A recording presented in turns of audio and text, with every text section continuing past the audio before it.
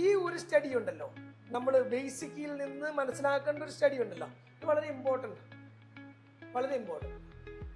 അപ്പൊ ഓട്ടോമാറ്റിക്കലി എന്താ സംഭവിക്കുന്നത്, നമുക്ക് മെഷർമെന്റ് ഓഫ് വാട്ടറും ഇതും അറിഞ്ഞില്ല എന്നുണ്ടെങ്കിൽ നമുക്ക് നെക്സ്റ്റ് ലെവലിലേക്ക് പോകാൻ സാധിക്കില്ല.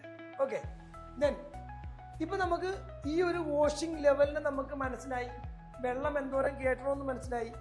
അപ്പൊ എന്താ പ്രത്യേകത എന്ന് വെച്ചാൽ 126 സെക്കൻഡ് അഥവാ 114 സെക്കൻഡിൽ നമ്മൾക്ക് എന്തോരം വെള്ളം കയറി എന്ന് മനസ്സിലായല്ലോ. അപ്പൊ അതിന്റെ അർത്ഥം ഓട്ടോമാറ്റിക്കലി ആദ്യത്തെ ട്രിപ്പ് നമ്മൾ എന്ത് ചെയ്യണം, ഈ പറഞ്ഞ കംപ്ലീറ്റ് ഡ്രം നിറയാൻ എത്ര സമയം എടുക്കണമെന്നുള്ളതാണ് ആദ്യം നമ്മൾ മനസ്സിലാക്കേണ്ടത്. ഒരു ഡ്രം നിറയാൻ എത്ര സെക്കൻഡ് സമയം എടുത്തു എന്ന് മനസ്സിലാക്കിയാൽ നമ്മളിപ്പോൾ എക്സാമ്പിൾ നമ്പർ നമുക്ക് ഇങ്ങനെ എഴുതാം. 200 സെക്കൻഡാണ് ഈ ഡ്രം മൊത്തം നിറയാൻ നമുക്ക് സമയം എടുത്തത് എന്നുണ്ടെങ്കിൽ, 200 സെക്കൻഡ് ആണ് എന്നുണ്ടെങ്കിൽ ഈ മെഷീന്റെ കപ്പാസിറ്റി എത്രയാണ്? 15 കിലോ.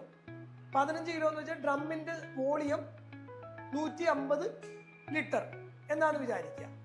അപ്പൊ 150 ലിറ്റർ കയറാൻ നിറയാൻ 200 സെക്കൻഡ് സമയം എടുത്തു എന്നാണ് വിചാരിക്കുക.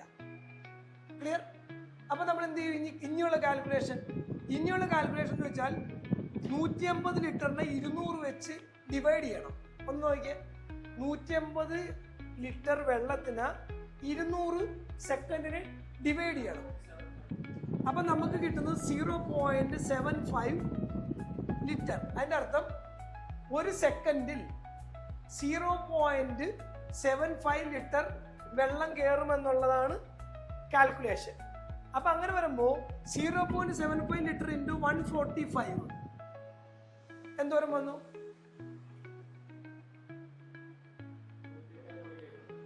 അപ്പോ 108 ലിറ്റർ ആണ് ഈ കാണുന്നത്. മനസ്സിലായോ? 0.75 ഒരു ഫുൾ ഡ്രം സൈസിൽ 145 ലിറ്റർ വെച്ച് കയറാനായി ഫുൾ ഡ്രം നിറയാൻ 200 സെക്കൻഡ് എടുക്കണം. അതുകൊണ്ട് ലോ ലെവൽ നിറയാനുള്ള സെക്കൻഡ് അല്ല, ഫുൾ ഡ്രം നിറയാൻ 200 സെക്കൻഡ് എടുത്തെങ്കിൽ നമ്മൾ എന്ത് ചെയ്യും? Total drum volume 150 litre. ഒരു ഡ്രമ്മിന് ഒരു വോളിയം ഉണ്ട്. 15 കിലോ എന്ന് പറഞ്ഞാൽ നിയർ അബൌട്ട് 150-155 ലിറ്റർ. ആ 155 ലിറ്റർ വെള്ളമാണ് ഈ ഡ്രമ്മിന്റെ അകത്ത് മൊത്തം കയറുക എന്നാണ് അതിന്റെ അർത്ഥം. അത് കയറാൻ നമുക്ക് 200 സെക്കൻഡ് എടുത്തെങ്കിൽ 200 സെക്കൻഡിന് 150 ആയിട്ട് ഡിവൈഡ് ചെയ്താൽ ഒരു സെക്കൻഡിൽ എത്ര ലിറ്റർ വെള്ളം കയറുമെന്ന് മനസ്സിലാവും. അങ്ങനെ